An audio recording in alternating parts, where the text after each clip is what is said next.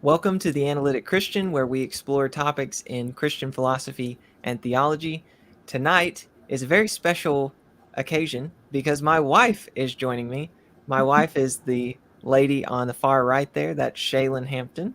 So this Hello, is a neat. everybody. I didn't tell anyone before this that she would be joining me, but the reason is the topic that we're talking about. Um, how mental disorder can contribute to or be exacerbated by faith is a topic that my wife really reads a lot on and looks into. She is getting her master's in social work right now. In the her end game is, or her goal is, she's going to be a dance movement therapist. So that's what she's working towards. So I wanted her to join me since she's more of an expert on these types of things than me. And then obviously in the middle, my main guest here, Dr. Finley, Dr. Kate Finley. Thank you so much for joining me, Dr. Finley. Thanks for having me. So Dr. Finley's work is the one that will be featured here. She's the one doing this research, and my wife's joining me to just unpack the work that she's doing. All right, so to begin, let me ask you. Oh, Liz Jackson's in the live chat, and she said hello. Hi, Liz. Liz and Kate are good friends that go way back. Uh, so what I wanted to ask you first was how you became interested in studying the relationship between mental disorder and religious faith. Yeah, so part of my interest is pretty practical. So my own experience, the experience of loved ones. Also, I've done a lot of volunteer ministry with like adolescents, children, adults, and this is a topic that comes up over and over again and is a really big point of struggle for a lot of people, not just mental disorder, but how mental disorder interacts with faith. So there's that motivation. And then also my background in philosophy. So I mainly work in philosophy of mind and cognitive science and philosophy of religion. So this is kind of a natural intersection point. I'd worked on symptoms in schizophrenia before, so like thought insertion, auditory hallucination. And so when I went kind of digging into this literature, I was surprised to really not find a lot of what I was looking for. The vast majority of the literature is in psychology, not philosophy at all. And even the literature that's within psychology wasn't really addressing the questions I was interested in. So then I just kind of jumped in from there. I think that really hits and is a great segue into one of my main questions when Jordan was telling me we were on a walk with our son one day, and he said, "You're going to be really excited for one of my next guests. Dr. Finley talks about this intersection that you're really passionate about." And I was very excited, but I was also kind of like, oh, well, like you've never really talked about this topic before.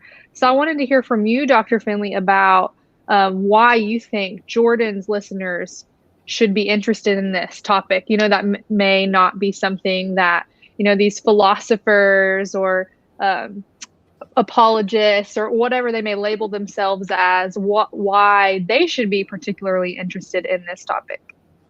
Yeah, so one, I think all Christians should be interested in this topic, even all religious believers, because so many people experience mental disorder.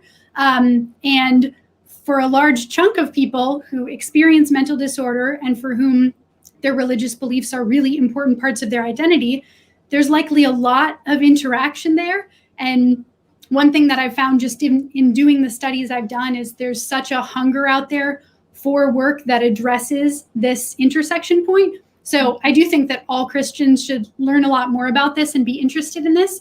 But I also think from an apologetics standpoint, especially with like the younger generations coming up in the church, I sound kind of like an old fogey saying that, but for a lot of them, this is a really important concern. And they really notice when their Christian community or different Christian leaders either don't address mental disorder or address it in really harmful ways.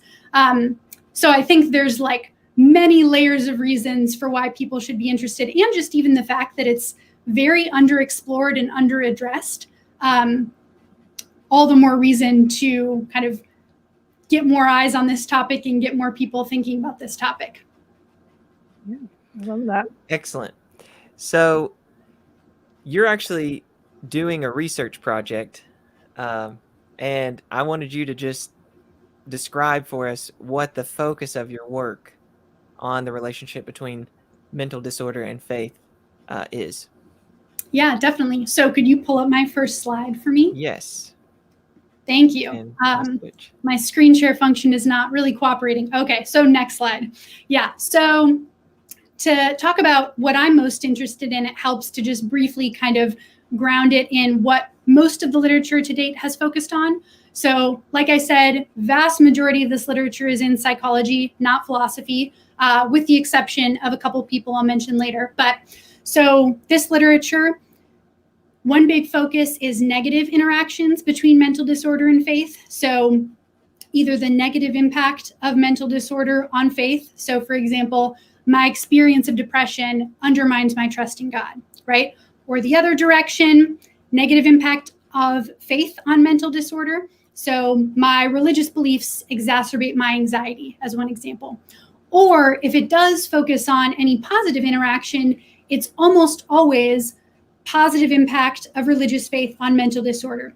So for example, the way that one's faith or one's religious community can help someone cope with mental disorder or might be protective against certain mental disorders.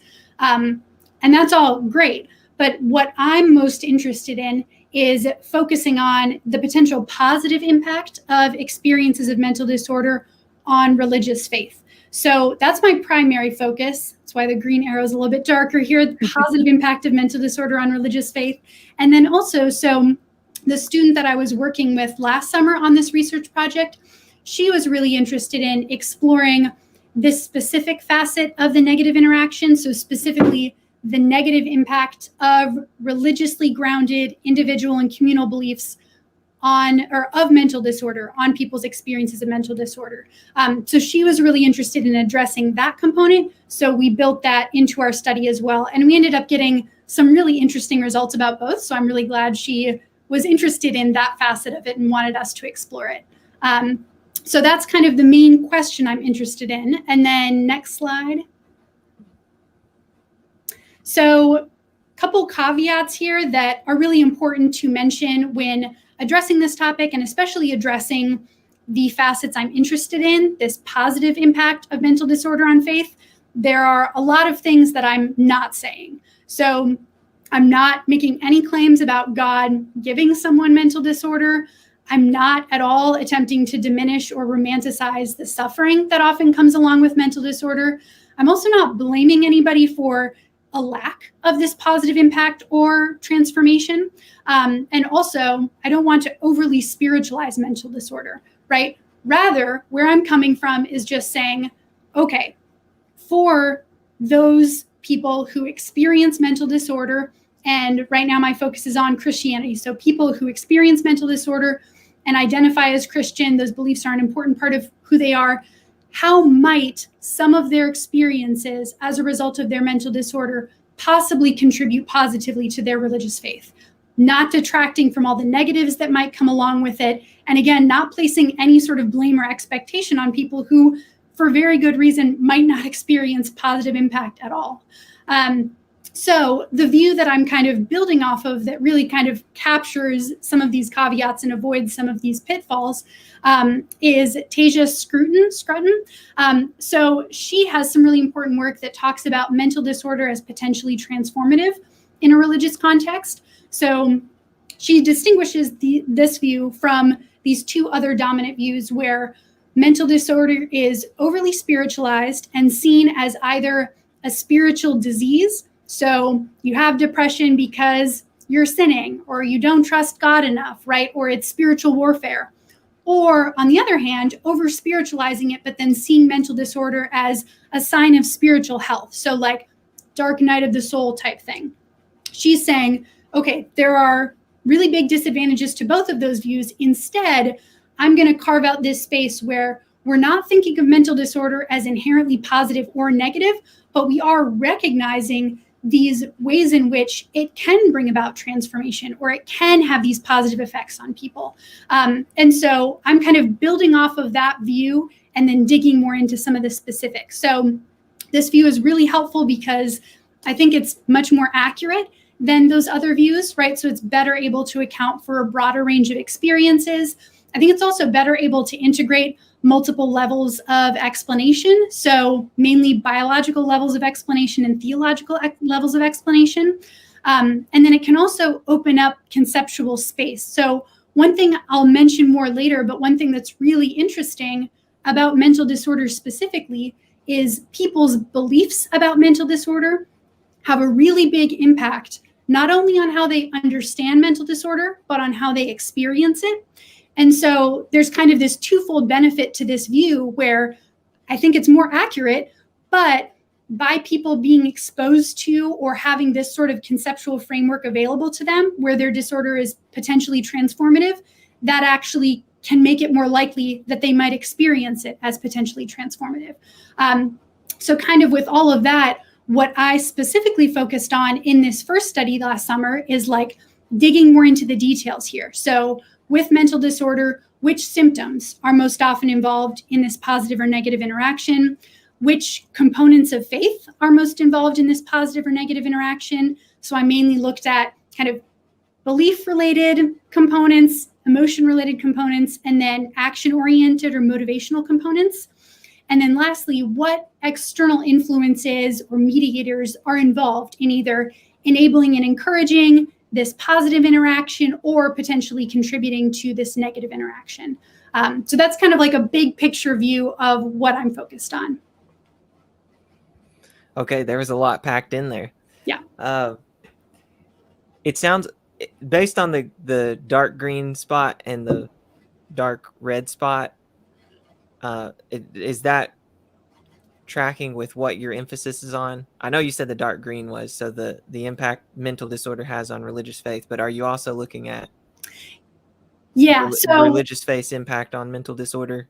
Yeah, and if the colors are confusing to anyone, you can just ignore it. I'm very color oriented, but yeah, basically, so like I mentioned, I'm interested in the positive interaction, namely of mental disorder positively contributing to religious faith, right? And then on the other end, the line that my student pushed that we included was ways in which religious faith might negatively impact mental disorder, right? Yeah.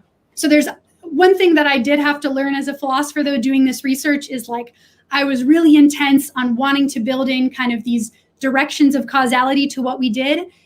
And I learned that most people don't really think that way, right? Most people think my mental disorder and my religious faith, they impact each other. And it's just kind of this bi-directional impact. So so basically the colors are tracking what I'm focusing on, but for the purposes of a lot of our questionnaires and interviews, we kind of just had to boil it down to like interaction between these two. Yeah. Okay. Shaylin, did you have anything you wanted to ask before we talk about how she did the research? I think the only pause I was going to put on was, if you don't mind to just quickly summarize, you threw out the term dark night of the soul, which I think some people that may not be familiar with the literature and this topic in general may not know what that refers to. So if you could just quickly summarize what you meant by that.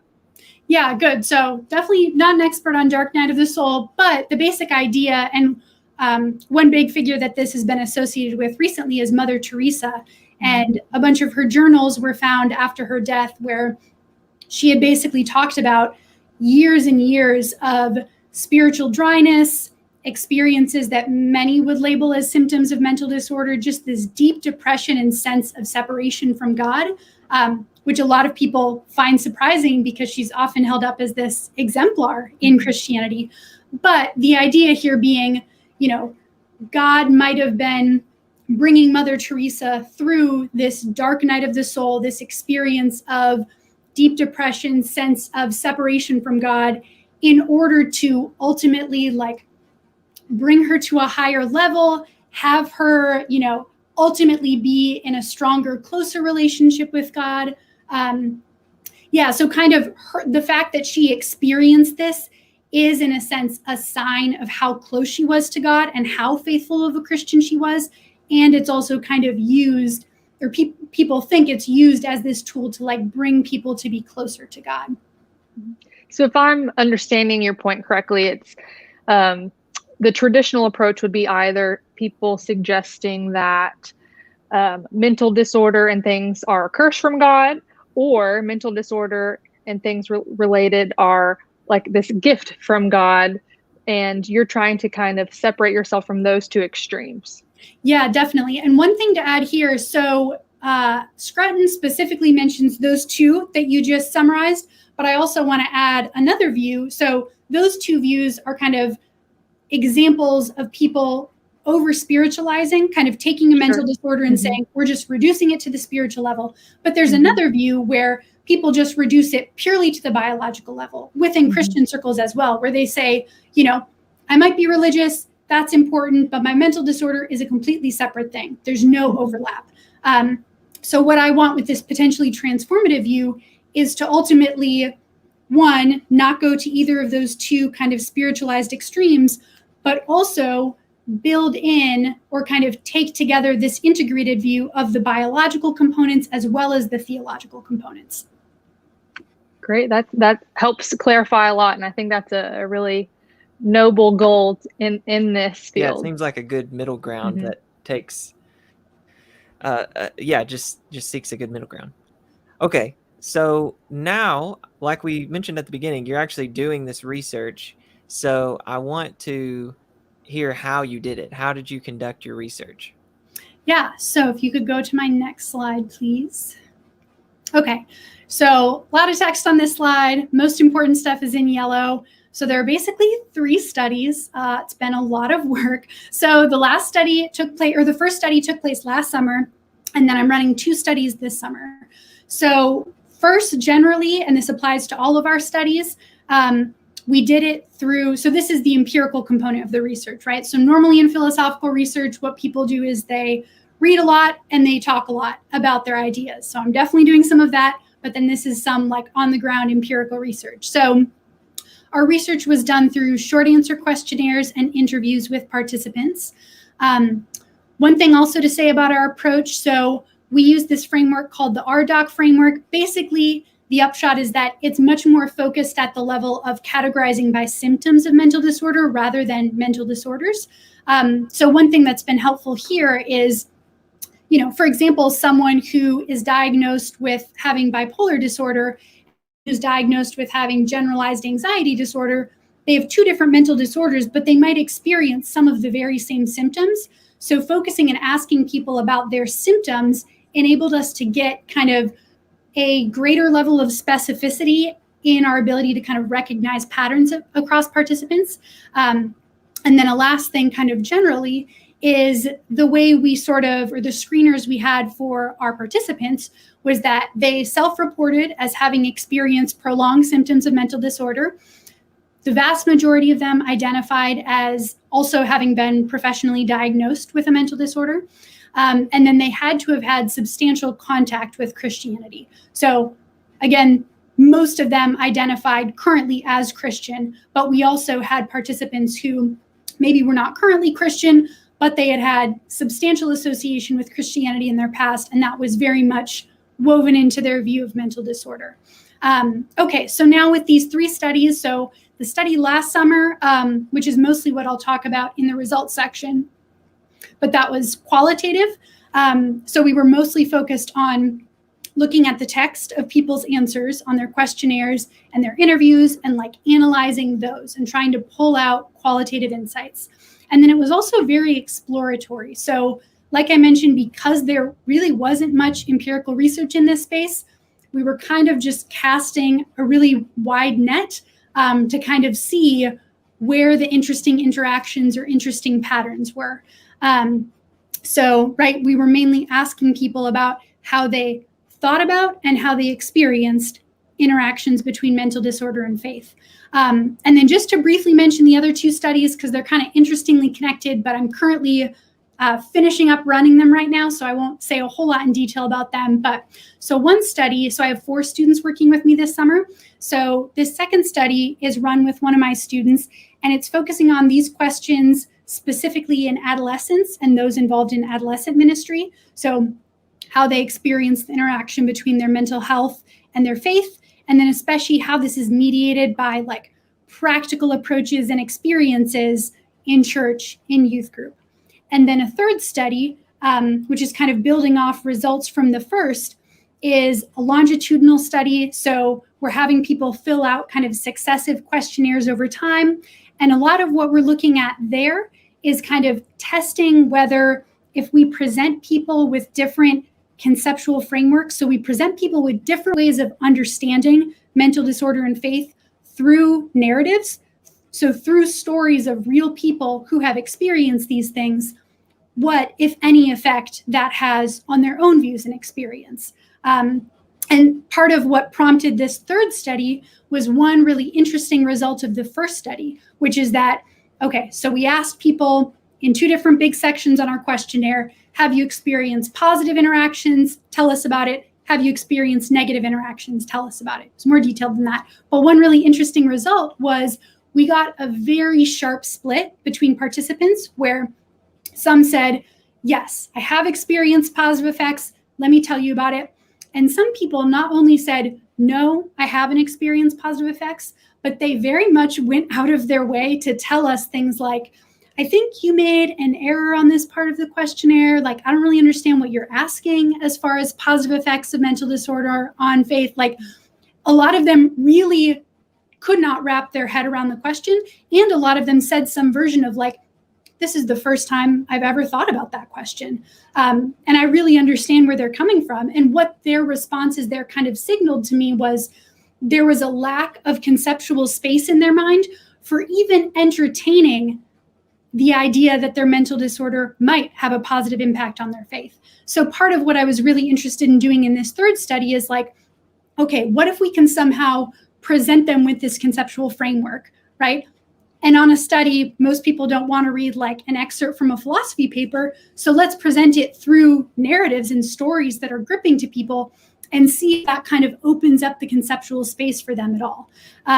So that's kind of how that was building off of the first study. But so that's how we've done the research. So I had 1 student last summer and 4 students this summer working with me, and they've all been like super integral to running these studies, but that's how we've done it. That's Okay, fascinating. Thank you for sharing all of this. So 3 studies, but tonight, at least, we're mainly sticking to that first study that you did last summer. Yeah. Okay. So what have been some of the results so far with this first study? Yeah. So could you go to my next slide, please? Yes. Okay. So I just kind of have one slide summarizing some highlights of the negative interactions part of the study, and then the next slide summarizing some of the positive interactions. So first, approximately half of our participants, so we had 157 participants in this study, so approximately half reported overall somewhat or mostly negative interaction between their mental disorder and faith. So the symptoms that they most often cited as being involved in this negative interaction were guilt, far and away, the one most often highlighted, then fear and worry, and then sense of loss and hopelessness. The key external factors, so we asked them about a list of external factors that they thought might have contributed to there being this negative interaction. Far and away, like it's not even close between this and other external factors, was Christian views on mental health. People cited this over and over and over again as something that had really contributed to them having a negative interaction between their mental disorder and faith. So then these next 3 bullet points, so this is where we've kind of gone about this thematic analysis of people's responses, and I've been looking for these different components of faith that I mentioned earlier. So patterns in responses where it seemed like when they're talking about this negative interaction, it seems like it's really going through kind of motivational factors, or it's going through their actions, or it's going through their emotions, or it's going through their beliefs. So 2 most often kind of motivational mediators that people brought up were that their mental disorder and how it was treated by their religious community brought about isolation from others and isolation from God. And specifically, they would say, you know, it really undermined their motivation to keep reaching out for community or to keep praying for God. So that was something that people mentioned a lot. Then on the emotion front, some things a lot of people mentioned. So one, people reported a deep sense of abandonment, and again, both by their religious community and by God in light of their mental disorder. Two, another big one was fear of judgment by religious community and by God for their mental disorder. Coming right along with this, feelings of responsibility and blame for their mental disorder. And then lastly, fatigue. So not just physical fatigue, but emotional fatigue, mental fatigue. Those were all things that they cited as like, these were really big ways in which this negative interaction came about. This is how they experienced the negative interaction. And then this last bullet point, so the epistemological stuff, or kind of the belief related stuff, those are the things I'm most interested in working on right now that I'm writing on. So one, people cited over-spiritualization of mental disorder, both in the views of their community and in themselves, as something they thought was really contributing to this negative interaction. So again, over-spiritualization being, you have this mental disorder and it's mainly a spiritual phenomenon. So maybe you have depression because you don't trust God enough, that kind of thing. And then one more kind of belief-mediated effect that I found really fascinating was people very often cited unfulfilled expectations. So they specifically said things that indicated it was because of this gap between what they thought their faith or what they thought their religious community or religious practices should do to help their mental disorder, and it didn't. And that kind of amplified the negative effect. So I thought that was really interesting that people cited specifically this gap in expectations or these unfulfilled expectations as something that really made things worse for them. Because then that kind of prompted them to have to reevaluate their views of faith and their understanding of, their relationship with God.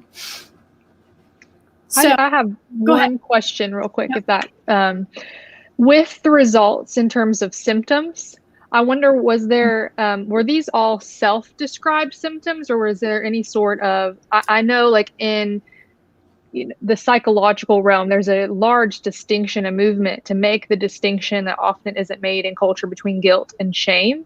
And often we identify something as guilt that, whereas defined as differently than shame when we use it kind of in our day-to-day interactions versus like literature and in the psychological realm. So is there room for that kind of distinction, or is this all based on like self disclosed information?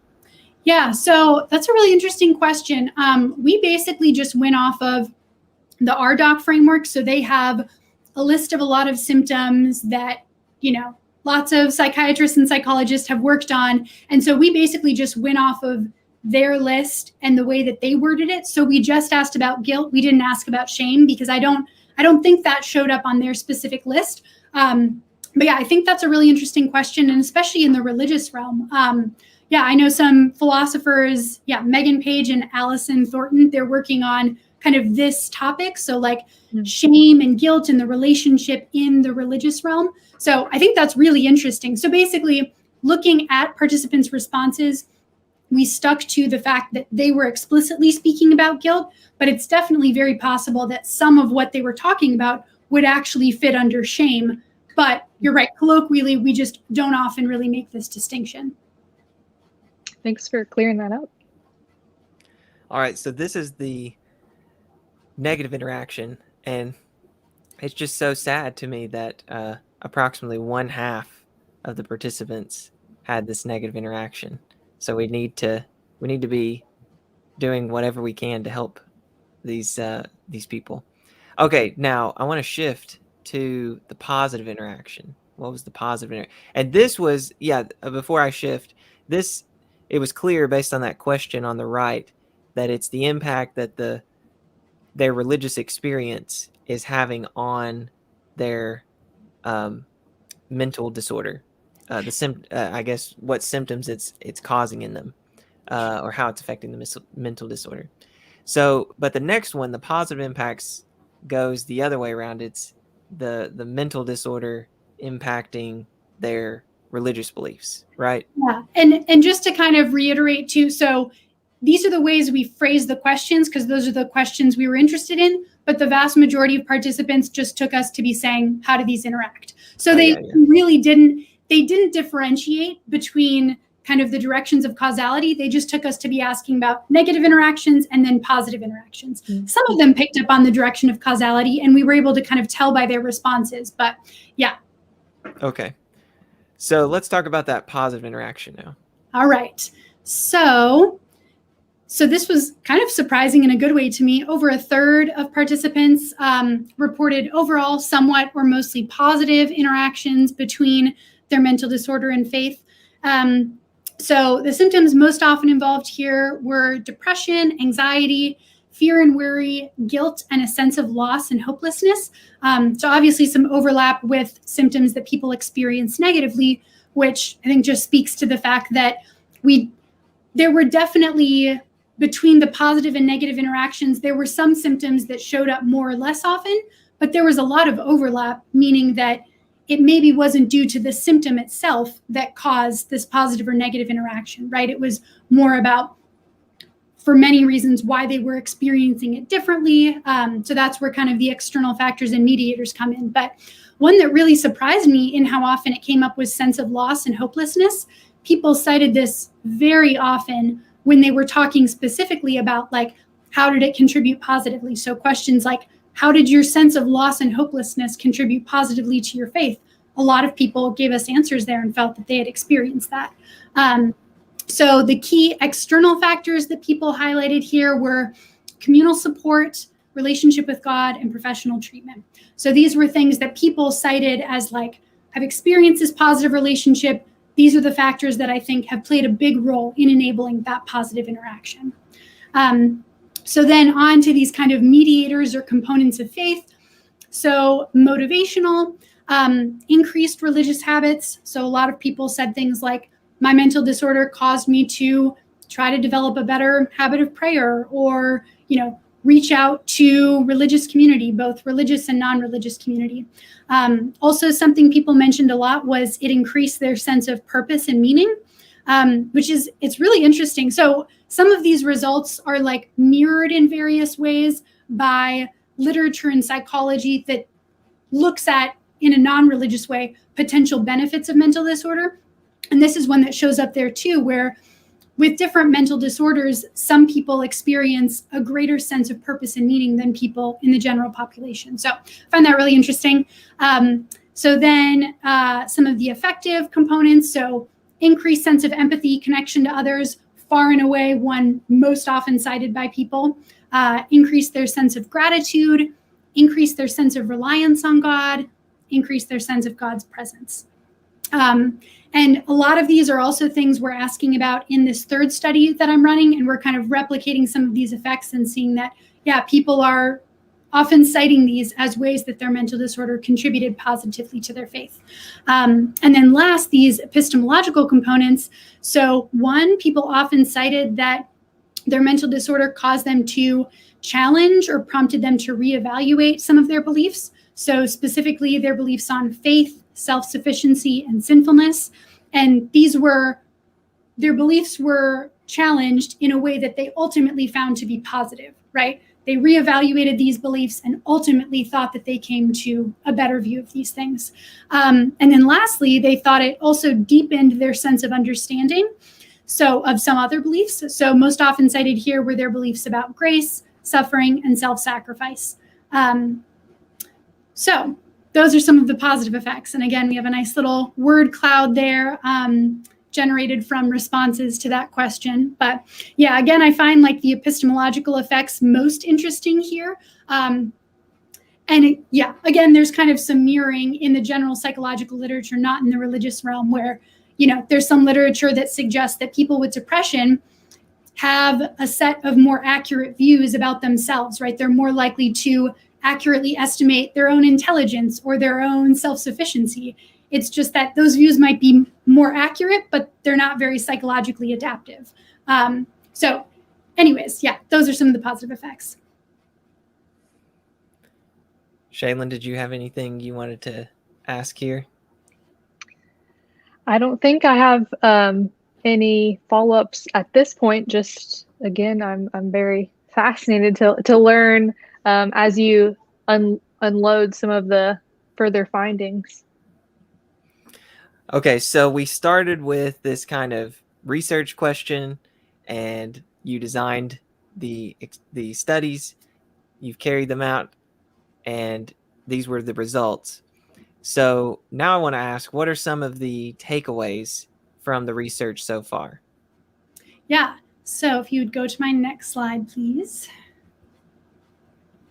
Okay, so some upshots and takeaways.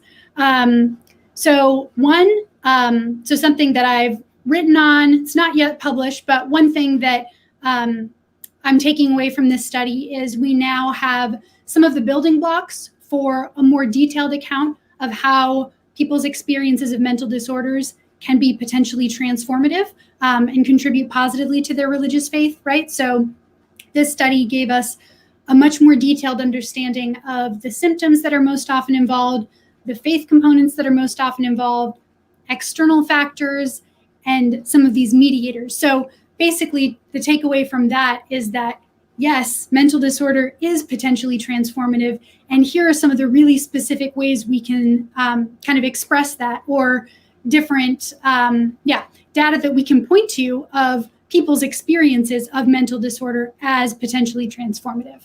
And then kind of this next set of takeaways or things that I'm working on are picking up on these epistemological effects that I just talked about. So on the negative end, right, a big one was the over-spiritualization of mental disorder.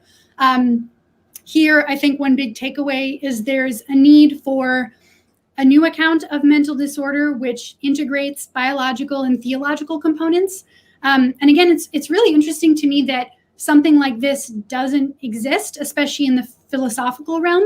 So, of course, there are theories of mental disorder, and often theories that, therapists or psychiatrists will use that, of course, acknowledge as important to individual patients their religious beliefs, right? But what I'm particularly interested in is a view of mental disorder where those theologically components are like causally efficacious. They're not just one among many beliefs that might be important to someone, right? There are things that we can learn or understand about mental disorder and kind of the way that theological things can be brought in to explain and the way they interact with biological effects. So that's a kind of theory of mental disorder that I'm sort of working on and drawing on some stuff in scientific literature in terms of how they have, well, anyways, I won't talk more about that, but that's something, I'd be happy to talk more about that. So then the next negative kind of belief-related effect, unfulfilled expectations. One thing here, and I'd be really curious to hear your all's thoughts about this or anyone's thoughts about this, challenging and proposing a new view of the role of psychological stability in Christianity. So I'm sure there's a better way to put this, but for lack of a better term, one thing that I think is really at the center of some of the harmful ways in which Christian communities address mental disorder is this sort of prosperity gospel-esque view applied to psychological stability. And I think what often happens is there's a real flattening of understanding of the ways in which God might address our anxieties or God might bring about joy in our life. There's a real flattening of what those terms mean in a true biblical sense and kind of mapping them onto these like much shallower notions that we have about what lessening someone's anxiety might be. Sorry, my pet. Okay, go for it. So anyways, yeah, one thing I'm really interested here is in proposing a new account of how we should understand psychological stability, right? If you're a Christian, you have a good relationship with God, this is a really important part of your life, what ought you to expect? And I think you ought not expect psychological stability, at least in the way we understand it. So anyways, I think there's a lot to be said there. And I think here too, this is something where, so some of the work I've done with intellectual disability is really, it's really inspiring a lot of the work that's been done there on how to understand intellectual disability and some of its implications for these long-held theological ideas about, how we're created in the image of God or how we relate to God. Really taking seriously kind of how intellectual disability works has been a real way to challenge some of those long-held ideals. And I think that in a similar way, although we're many steps further back, we can take our understanding of mental disorder and the ways in which it might bring about emotional instability or a lack of ability to trust one's own beliefs or perceptions, and use that again to kind of challenge some of these more longly held beliefs about what we ought to expect as Christians and who we are and how we relate to God. And then lastly, so with kind of the positive belief-related effects, so the fact that people's experiences prompted reevaluation of some beliefs and then a deepening of others. What I am really interested in addressing is ways in which experiences of mental disorder are doing this uniquely.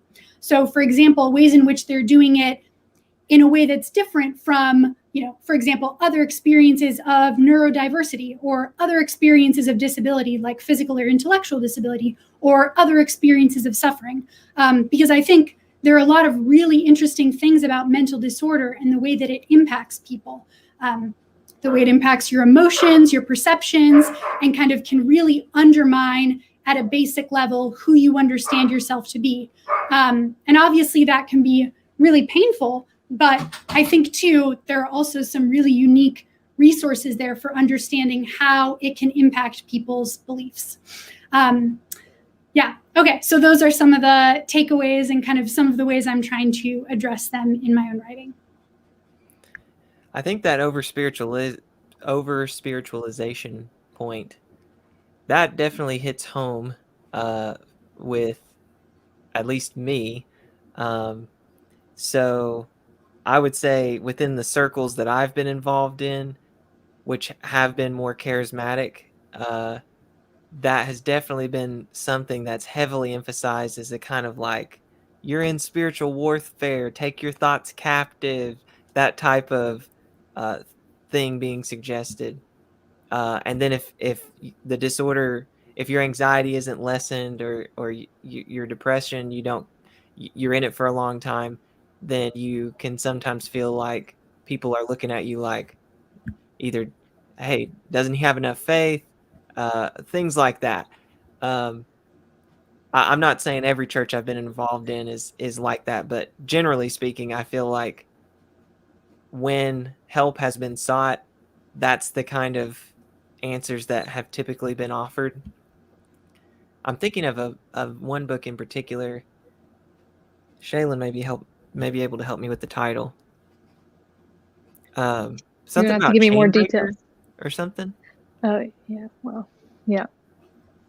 I'm not saying I'm not saying there's, again, it can be overdone. Yes. Well, It's not that we don't have to give away the titles, but there are books that we have been exposed to that are very much like, you are experiencing this because you have exposed yourself to, and there's an index in the back of the book that says you've done yoga, and so you invited spirits into your body, and that was just a little too much. And I think you can extrapolate from there some of the thoughts that this particular community was sharing around when that's one of the examples of things. So yeah, so I'll just jump on, and please, Jordan, interrupt if you had more to say. But I love this particularly this slide because it talks about the kind of the practical implications for someone like me that maybe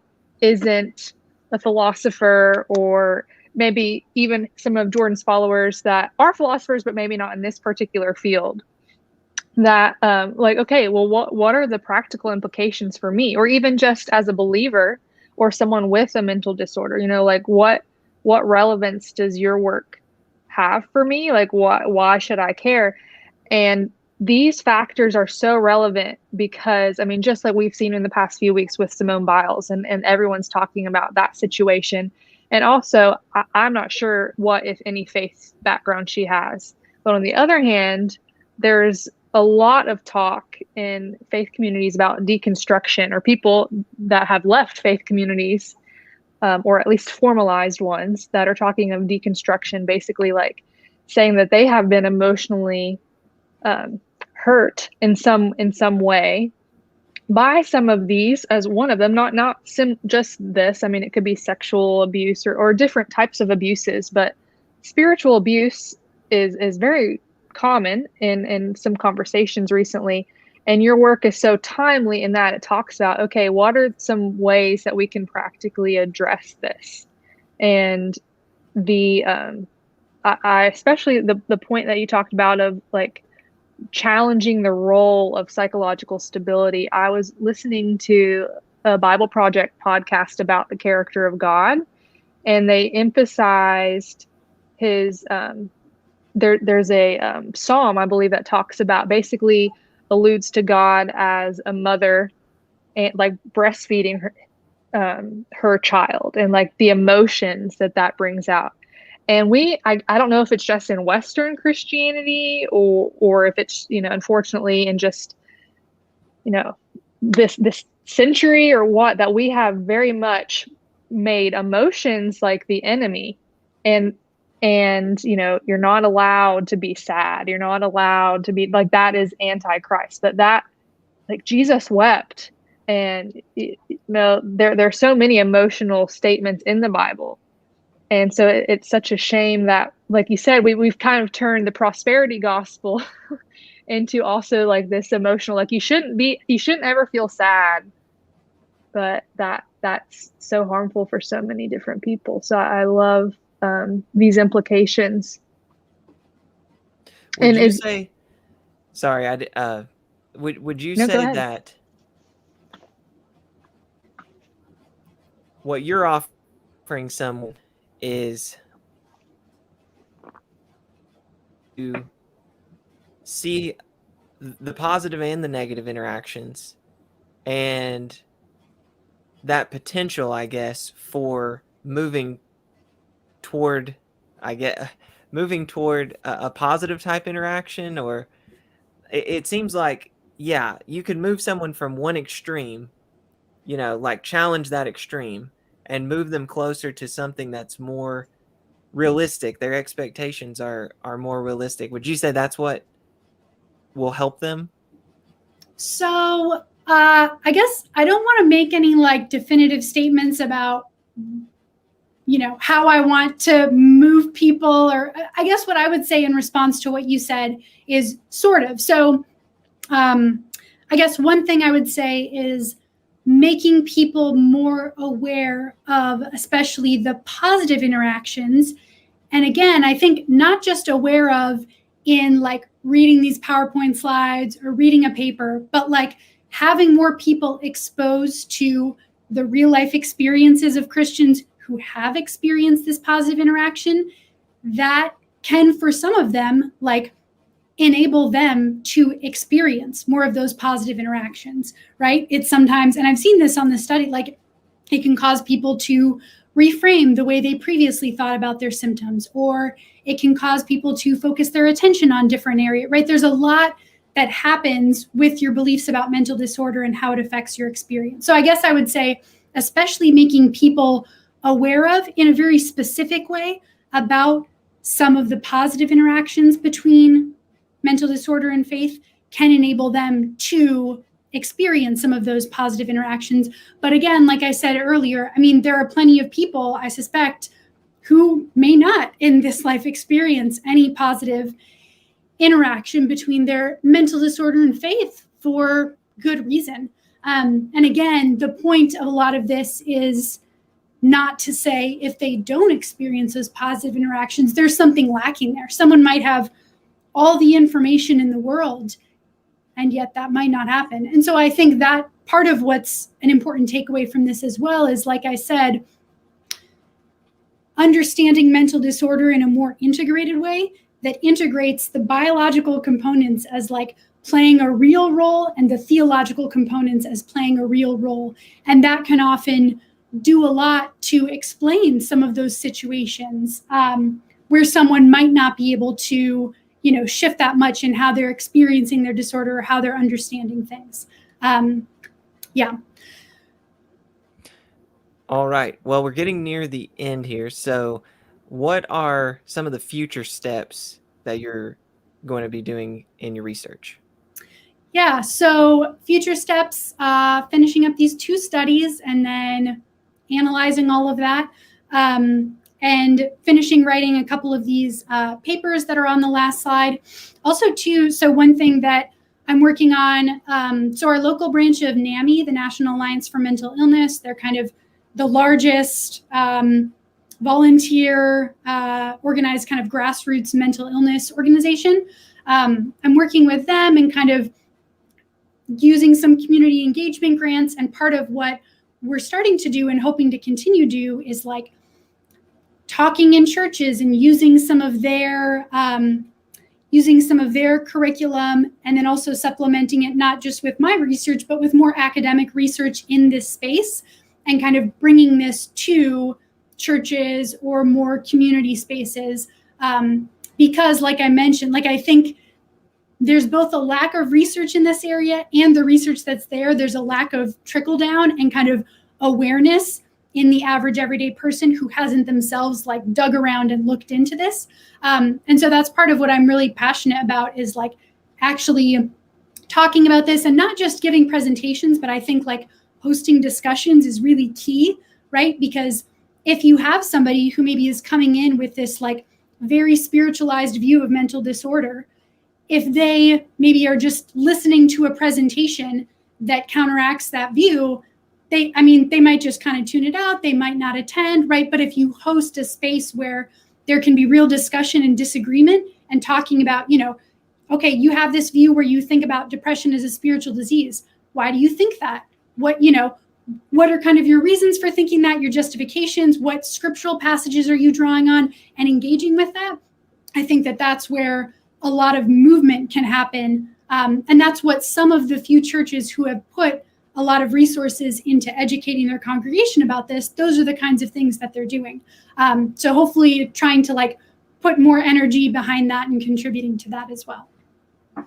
So if, I want to have featured your research and these resources from NAMI at my church, is there like a way for me to reach out? How would I go about doing that? Yeah, so sorry, my dog. That's okay. So one thing I would look into, so NAMI actually is starting, so they're national and they're starting these kind of pockets of groups called FaithNet. And so what that kind of branch in different areas is doing, what those branches are doing are taking the whole NAMI infrastructure and kind of really addressing intersections between mental disorder and not just Christianity, but lots of different faiths. So looking into whether or not one of those branches has started up in your area, but also too, so one thing that I'm having my students help me with is like kind of comb the internet for lots of resources on these topics, because that's another thing that I was looking for and couldn't find, like some centralized space where a lot of this is accessible. And so that's another thing that we're kind of constructing, is like publicly accessible website where a lot of this can be accessed.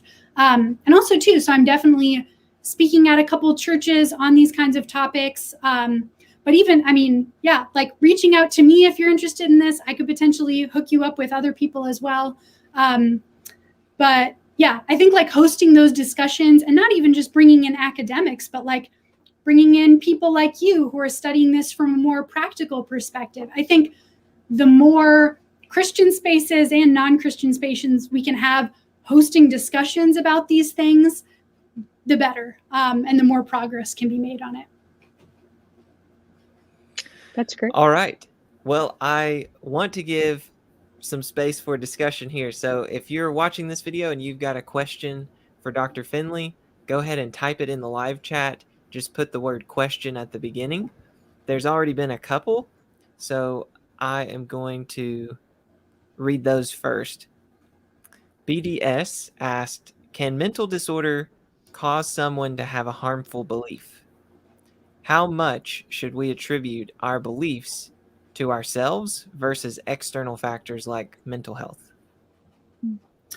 Yeah, so on the first question, definitely can cause someone to have a harmful belief. I would say most people would describe mental disorders as like prompting mainly or only harmful beliefs in people, right? So that's definitely a feature of mental disorder. And then as far as how much we should attribute these beliefs to ourselves, yeah, so it's interesting. I wouldn't think of mental health necessarily as an external factor, but I understand what you're saying. And this is a big debate within philosophy of mind. How should we understand the free will and responsibility of someone who has a mental disorder and then say they act on one of those harmful beliefs, right? Like say someone has schizophrenia and they have a delusion, and part of that delusion is like they're prompted to go hurt someone. There are a lot of really intelligent philosophers debating about this, and there's a lot of debate about whether they should be held responsible for that. And part of that is thinking through, did this belief really come from them in an authentic sense, or can it be more attributed to their mental health, which is still internal to them, but might be out of their control, right? To the extent where we shouldn't blame them for these things. So I guess I would say in answer to your second question, it very much depends on the mental disorder involved, other sorts of factors, what the belief is, what the actions people might have taken on the basis of those beliefs. So there's all sorts of complicated factors that can kind of come into play when thinking about how much to attribute certain beliefs to like the person in a robust sense or to their mental disorder.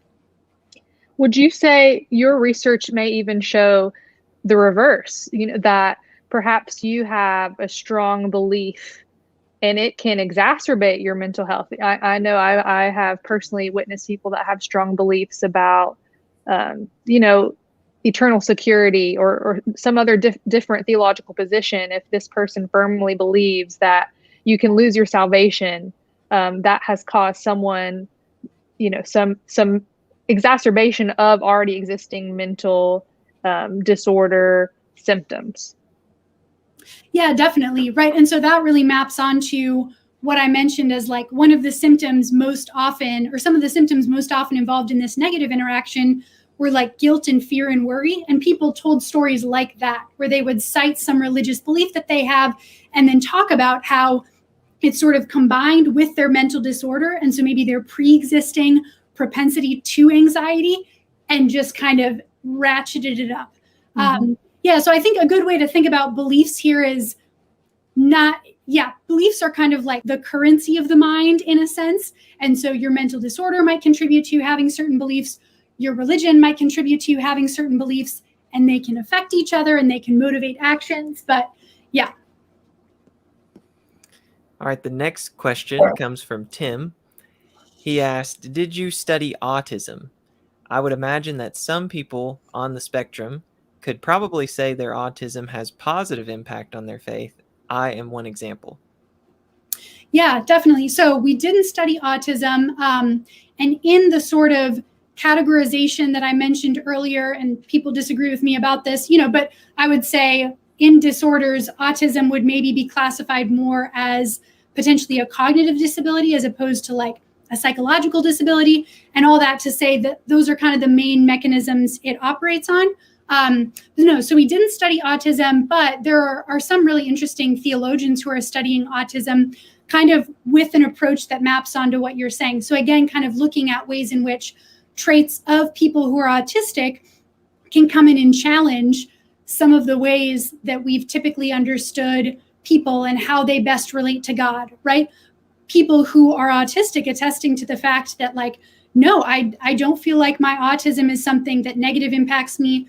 I think it positively impacts me. It affects the way I see and understand the world, and it affects my relationship with God. And like, we should take these more seriously and build them into our view of the person and how they interact with God. So we didn't study autism, but I mean, your story definitely resonates with a lot of people, and there are a good number of people working on that topic. All right, TH says, any thoughts about positive interactions with respect to obsessive compulsive disorder and religious scrupulosity? And for those that don't know what scrupulosity is, you may want to say something about that.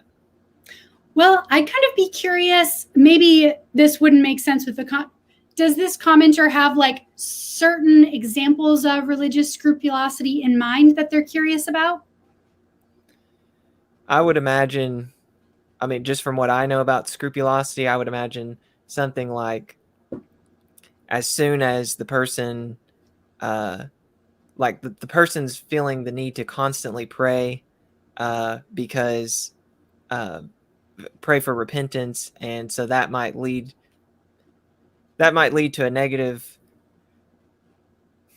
view by others, like, hey, this person's being annoying because they're constantly praying around me, But something, but and this said that positive interaction, right? positive interaction, right. I guess So that's I think what this person's asking is, Mhm. do you have any thoughts? Are there positive interactions? It seems like you can think of lots of examples of negative interactions that scrupulosity would have.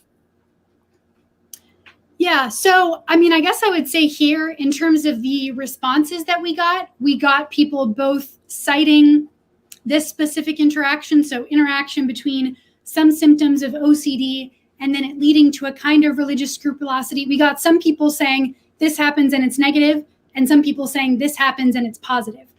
So this was coming up specifically. So I mentioned one of the positive things that people mentioned was their symptoms of mental disorder prompting them to engage more in religious practices, develop different religious habits, right? So this is a realm where, depending on how you're understanding habits, this might bleed into religious scrupulosity. And so it's interesting because it very much varied between individuals. Some people who said, it leads me to be scrupulous in this way that I ultimately find pretty destructive and not accurate to how I think I ought to understand my faith and my relationship with God.